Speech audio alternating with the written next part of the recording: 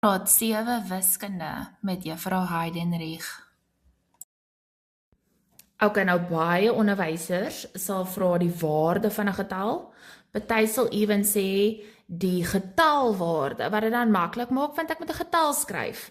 Maar as jy hom net so sien, obviously is hier nie plek vooraan nie, so dis nie my huisie nie, dit is nie 'n woord nie. Dit is wel die waarde van wat? Van die getal. So ek moet 'n getal dan as my antwoord skryf. So kom ons kyk gou-gou hierson. Weereens kry dit net as 'n gewoonte in jou om te skryf jou plekwaardetjies wanneer ons met desimale getalle werk. Eerste plekkie na die komma, tiendes, honderdstes en laastens duisendstes. So, 4 lê by tiendes. Ek gaan nie die woord tiendes skryf nie, want ek is nie besig met sy plekwaarde nie.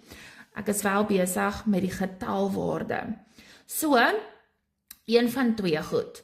Jy vervang als met 'n 0, met ander woorde 0,4, of ek kan gaan en sê, okay, 4 lê op die plek van die tiendes, so ek kan hom skryf as 4 tiendes.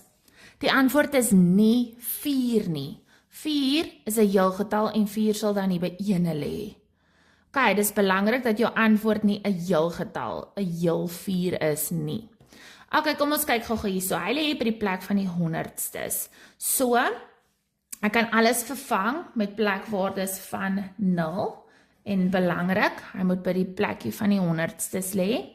Of ek kan sê, sy waarde is dat hy 6 honderdstes is. Ok, laastens 4 lê by die duisendstes, ek kan hulle vervang met nulle. Belangrik, 4 lê 1, 2, 3 plekkies na my komma. Of ek kan nou natuurlik sê dat dit is 4 op 1000.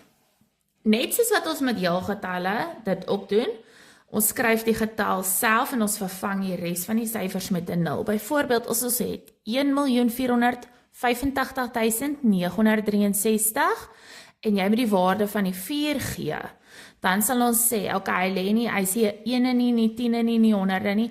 Ons vervang daai res van daai syfertjies met die waarde van 0 om uit te beeld wat daai 4 beteken. Hy beteken nie 4 nie, hy beteken nie 40 nie, hy beteken wel 400.000. Dit is sy waarde, of met ander woorde sy getalwaarde.